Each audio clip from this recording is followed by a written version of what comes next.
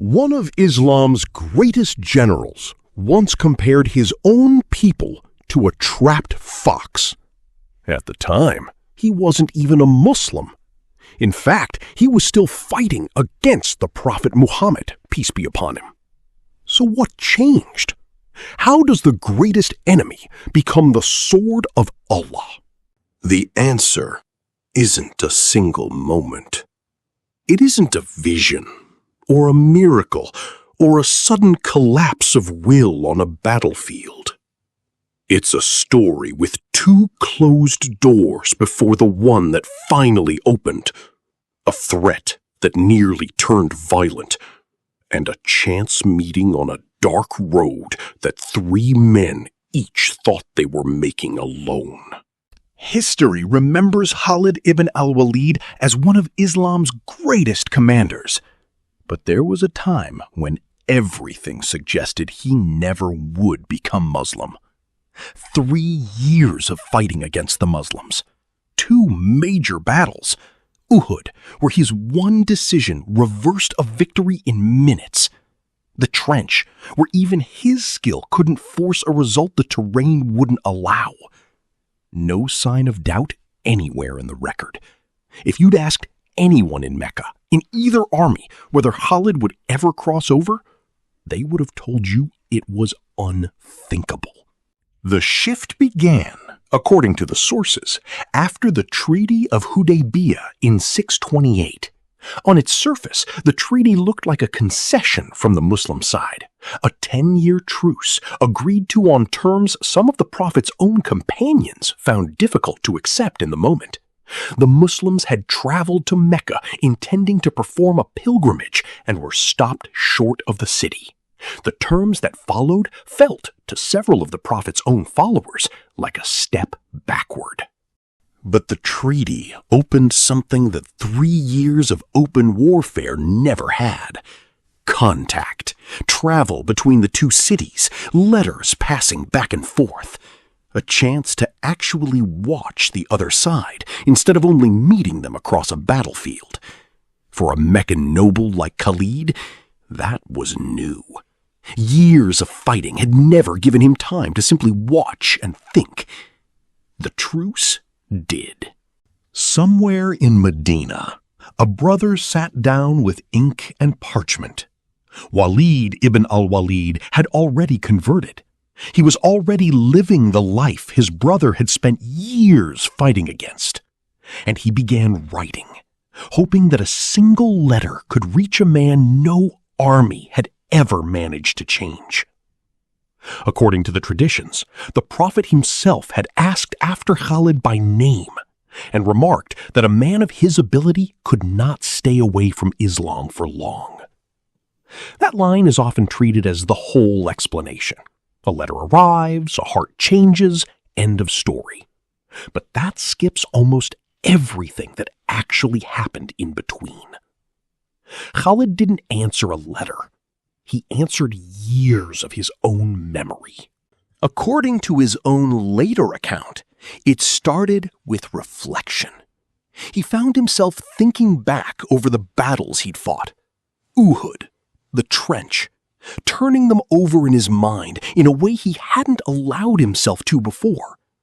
It's worth pausing on how strange that is for a man in his position. Nothing in his record gave him any obvious reason to doubt himself. He hadn't lost. He hadn't been humiliated. Doubt, when it finally came, didn't arrive through defeat. He had won at Uhud. He had held the line at the trench. Victory should have settled the question. Instead, for the first time in years, there was no battlefield in front of him, no cavalry to command, no dust, no formation, no enemy line to read. Only silence. And in that silence, something started to unsettle him that no opponent in 3 years of fighting had managed to. He raised it first with 2 old friends, Safwan ibn Umayyah and Ikrimah ibn Abi Jahl, son of the very man who had been one of the Prophet's fiercest enemies in Mecca. Both of them said no. Neither was ready to hear what Khalid was only just starting to consider. These weren't casual acquaintances he could shrug off and move on from. These were the men he had grown up with, fought beside, trusted with things he wouldn't have said to anyone else in Mecca. Most people assume that's where the story stalls out. Two closest friends, both refusing. If even his own circle wouldn't listen, who could possibly reach him? It got worse before it got better. The disagreement became public enough that Abu Sufyan ibn Harb, one of the most powerful men in Mecca, confronted Khalid directly and threatened him over it. This was the man who had commanded Meccan forces at Uhud himself, a man whose influence stretched across the city's politics, its trade, its entire resistance to Medina. A threat from him was not something to shrug off, not for anyone, and certainly not for a man already being pulled in a direction his own friends had refused to follow. Most people think this was the turning point. It wasn't. It was Ikramah, the same friend who had refused him days earlier, who stepped between them. "Steady, Abu Sufyan," he said. "Your anger might end up pushing me toward Muhammad too. Khalid is free to follow whatever religion he wants." A man who didn't believe in what Khalid was considering still wasn't willing to let him be threatened over it. That's worth sitting with on its own. Loyalty and disagreement, sitting side by side in the same sentence. But Khalid wasn't finished. If two friends wouldn't listen, perhaps one more would. He went to Uthman ibn Talha. Imagine asking a man whose father, uncle, and 4 brothers had all died at Uhud, cut down fighting the very man Khalid was now thinking of joining, to hear him out. 4 brothers. Not 1, not 2, 4, along with a father and an uncle, all lost in a single afternoon on the same field Khalid had commanded cavalry on, from the opposing side. Khalid had every reason to expect the worst reaction yet. Grief like that doesn't usually leave room for persuasion. It usually hardens into something that can't be reasoned with at all. So he didn't lead with the request. He led with an observation. The Muslims, he said, kept growing stronger, no matter what was thrown at them. Then he said it. "Our position is like a fox in a hole. Pour 1 bucket of water down into it, and the fox has no choice but to come out." He wasn't describing Medina's weakness. He was describing Mecca's. Every setback the Muslims survived was 1 more bucket. Every treaty that looked like a concession and somehow left them stronger a year later was 1 more bucket. Sooner or later, the fox comes out, whether it wants to or not. Uthman's family were the hereditary custodians of the Kaaba's keys, a role passed down through his line for generations, entrusted to his family alone since long before either man had been born. This was not a minor figure being asked to take a small risk on a friend's word. This was a man standing near the center of Mecca's own religious identity. A man whose entire family history was bound up in defending the city Khalid was now quietly preparing to leave. Khalid was asking him to weigh a single conversation against 5 graves and centuries of inherited responsibility. He agreed anyway.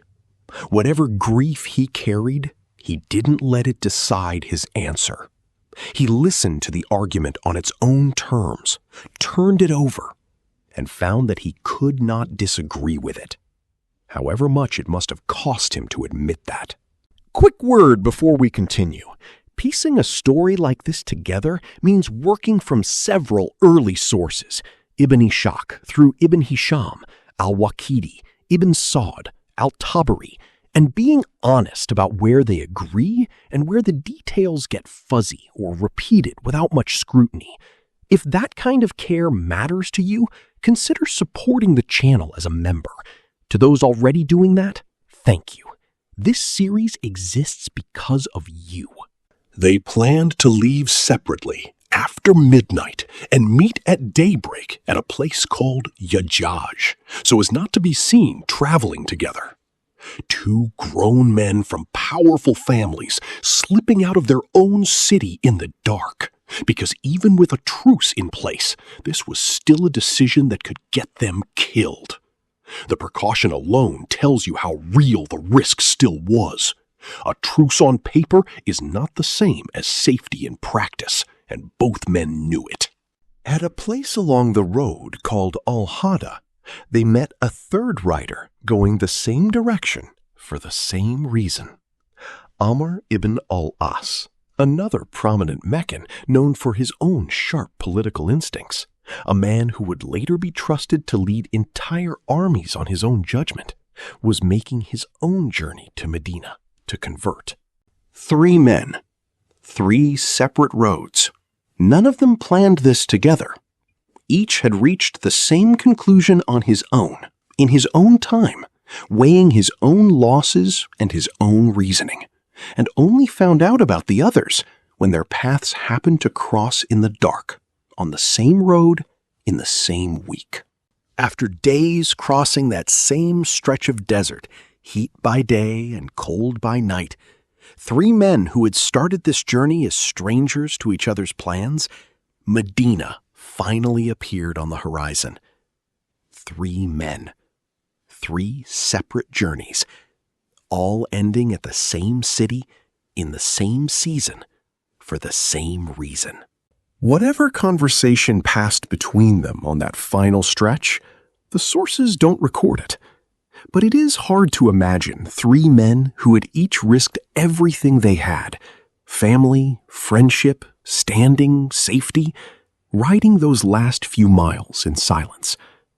They arrived in the month of Safar, in the 8th year after the migration, and when they declared their faith, the Prophet is reported to have said something that has echoed through the tradition ever since. Mecca has thrown to us pieces of its own heart. Not defectors, not names added to a list, pieces of a heart arriving somewhere else. There is a verse that captures something of what happened to Khalid in this stretch of the story, even though it was revealed in a different context entirely. Indeed, Allah guides whom He wills, the Quran says, in Surah Al-Qasas.